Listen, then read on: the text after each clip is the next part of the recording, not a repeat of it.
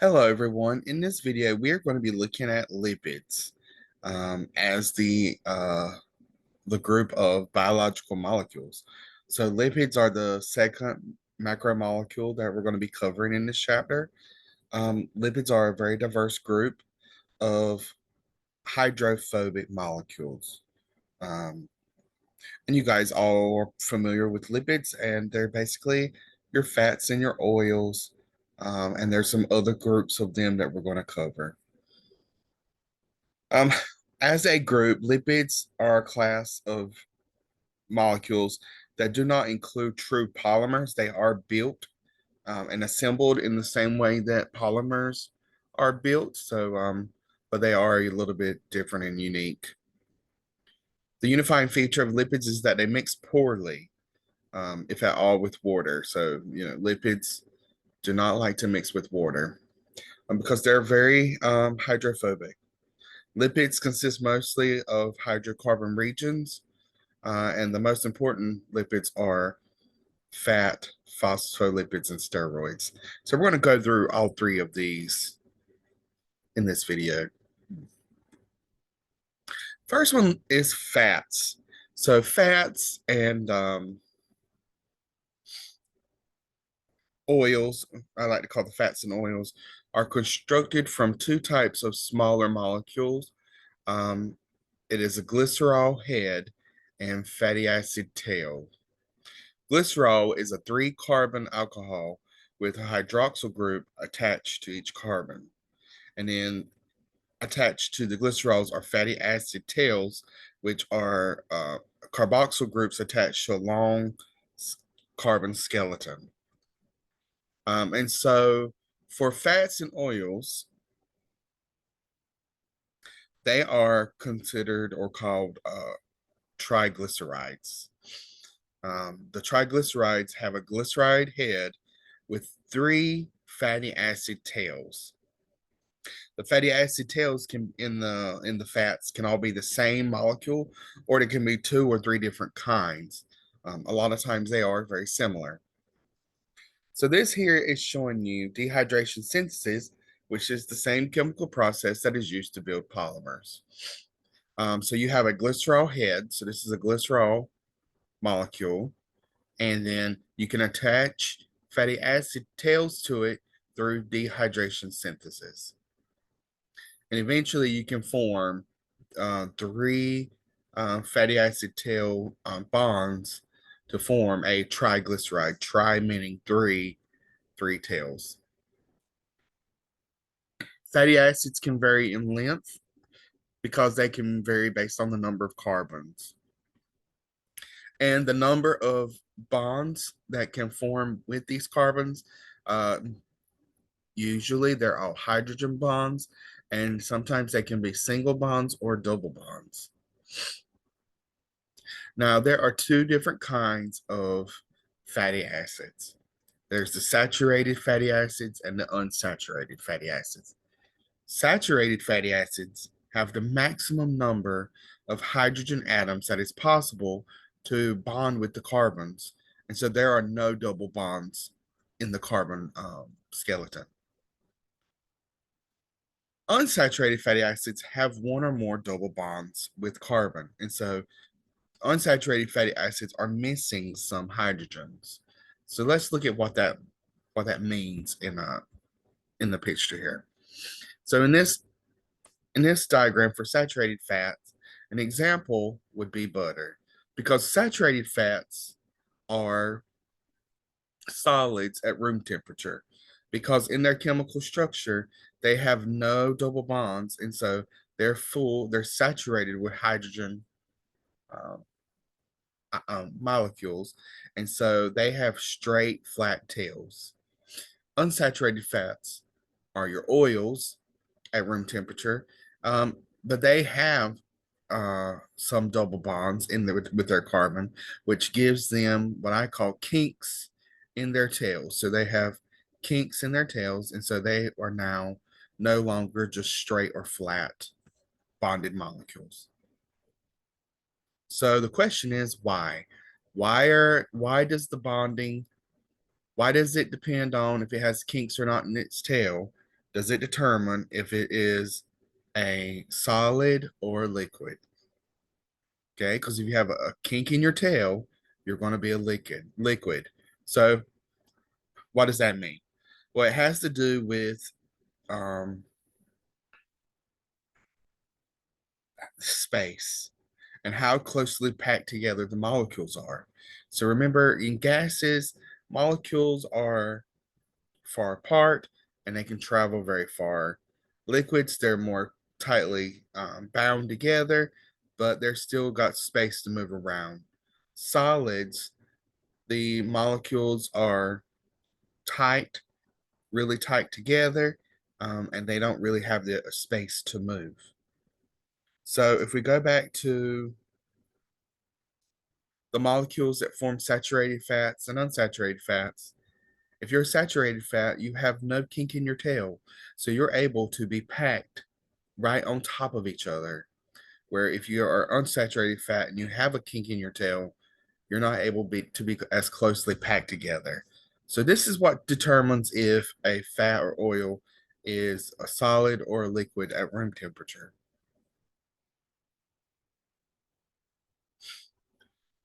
So saturated fats are solid at room temperature. Most animal fats are saturated fats, and so we all know what animal fat looks like, and so it's a solid at room temperature.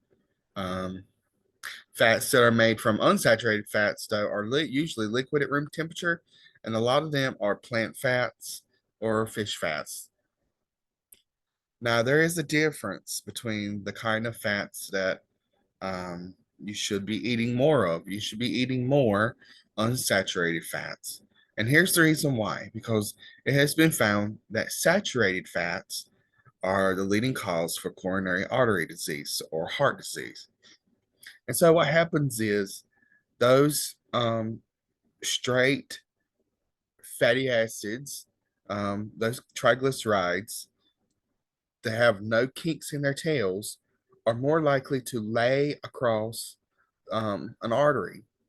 So as the fat is traveling through your blood, it's more likely to fall down and deposit in the artery.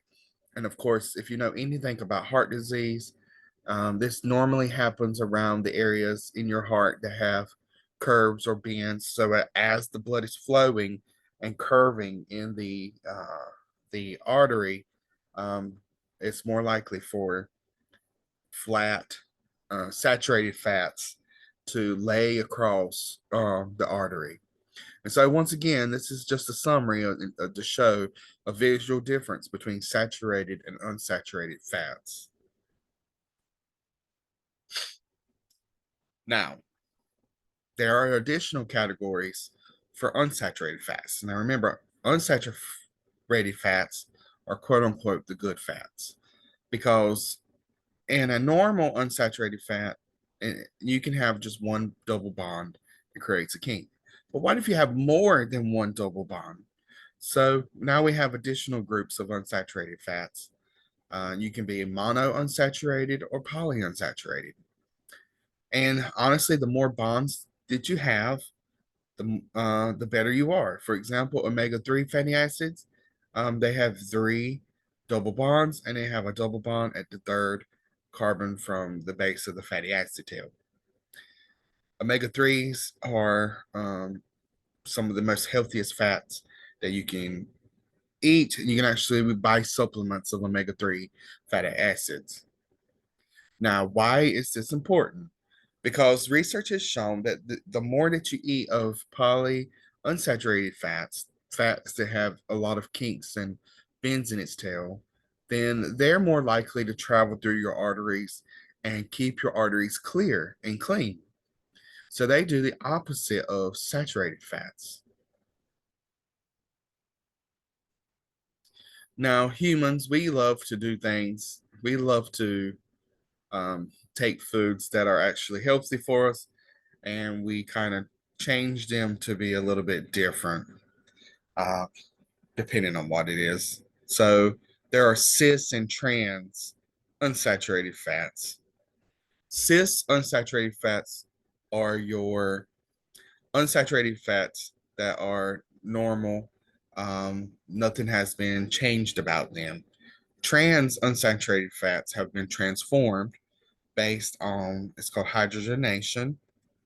And so in a normal cis um, unsaturated fat, you have a double bond and you have a kink in your tail, which is good. But we humans will do stuff to the fats to change them, and we do what we call hydrogenation, where we have now added hydrogens to the fats, and they have been transformed so that they act like saturated fats instead of being unsaturated. They lose their kinks in their tails, and so that's bad. So um, I'm trying to think of an example.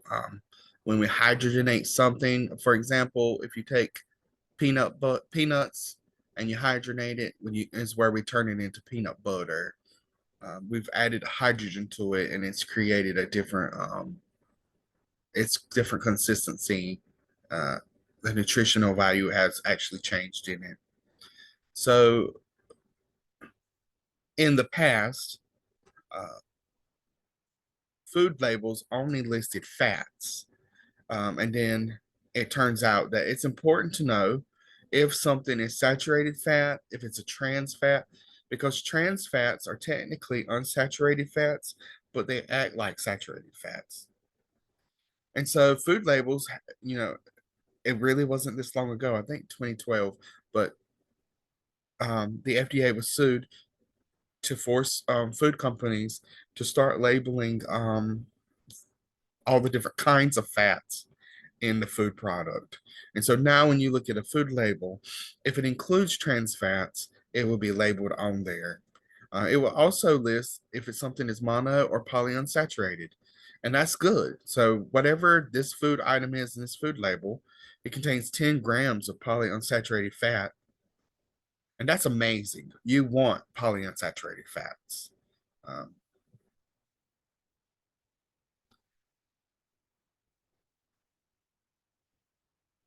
the major function of fats the overall major function of fats is energy storage. And so we know that humans and other mammals will store long term food reserves in our fat cells, which are adipose cells.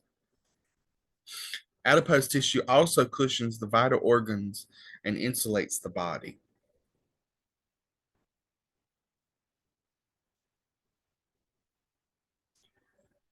The next group of lipids that we are going to review are the phospholipids. Phospholipids are different from the fats and oils. Phospholipids are the groups of lipids that form um, your cell membranes. So phospholipids have a phosphate added onto its glycerol head and makes the entire head of the molecule hydrophilic, meaning that it loves water. And then the change in the chemical structure of the glycerol means only two tails can bind to the glycerol, where in the triglycerides, remember you had three tails? Well, in phospholipids, you have two tails, and these tails are highly hydrophobic, meaning they hate water. This is showing you other representations of um, the phospholipids.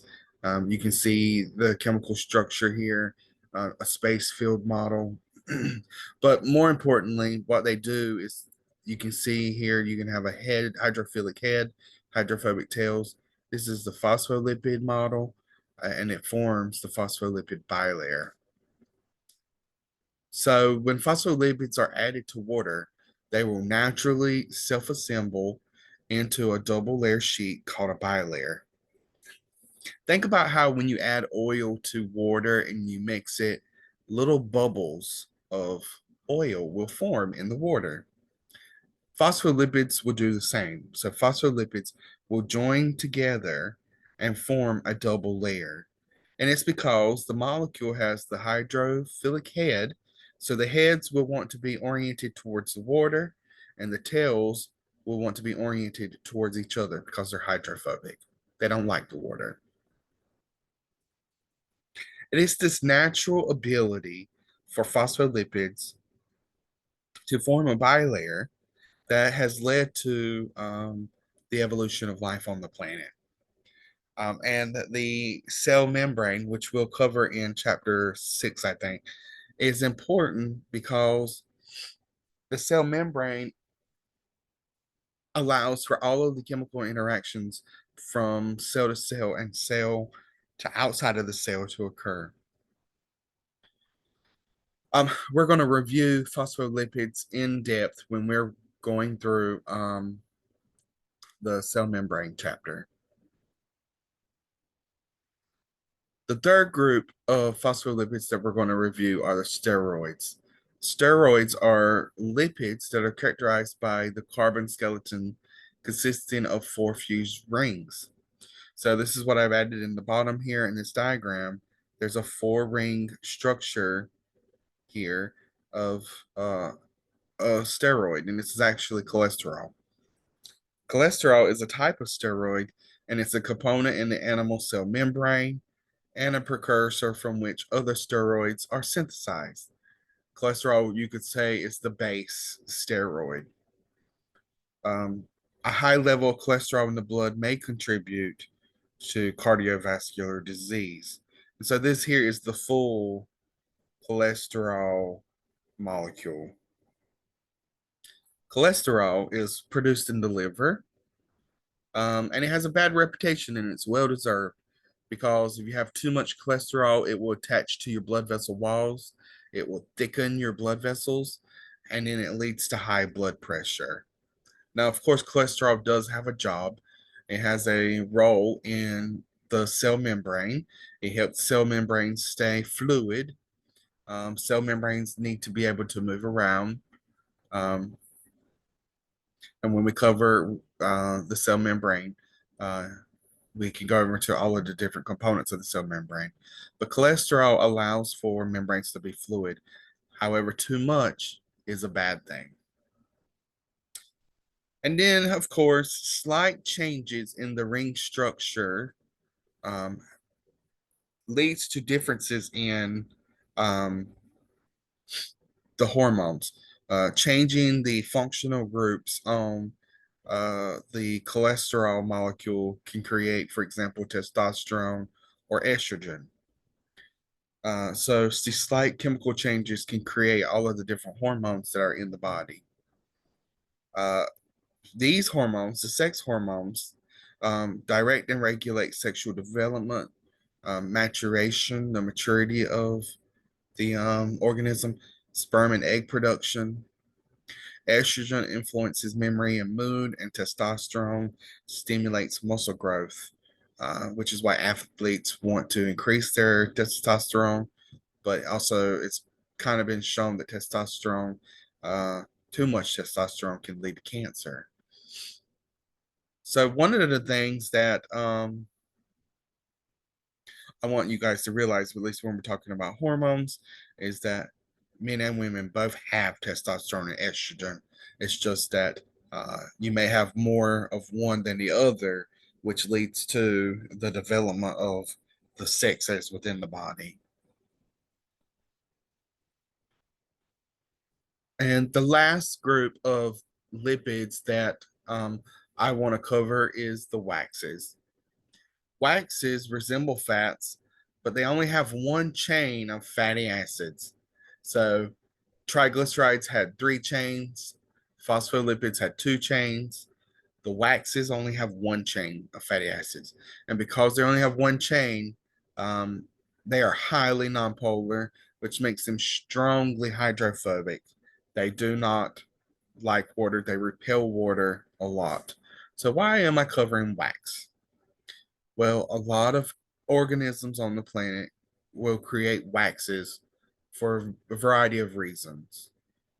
If you are a palm tree, for example, you will create palm wax to cover your leaves, your fronds, to repel water because even though you're a plant and you love you love water and you need water, sometimes you may be in an environment that has too much water. So you will create the wax to help protect your body, um, or your leaves from the water itself. And palms will do that. They will cover their leaves with wax so that when it rains, the water will just glide right off the leaves and won't damage them. We take the wax from palms, for example, and we use this wax for a variety of reasons, like making candles, or if we want to polish our cars, or if we want to polish our surfboards, if we want to put it on anything that requires some way of preventing water from getting on the surface of an object, for example. Animals also use wax, and the bird down here is waxwing. And so what they do is they'll produce wax and cover their feathers with the wax. And of course, you can figure out why, right? If you're a bird, you don't want to get wet, so you can produce wax. If you live in an environment that has a lot of rain, produce this wax to prevent you from getting wet and prevents your feathers from getting bogged down, and you're able to fly in the rain, for example. Insects will produce these little cool, called little wax houses. They're insect galls, wax galls. And so insects will produce these galls, these little houses for them, so that it can live on plants in areas that have a lot of water or moisture. So waxes are very important for biological molecules for several reasons, and they have a huge variety. This is only just a few examples of the waxes. In the next video, we are going to review proteins.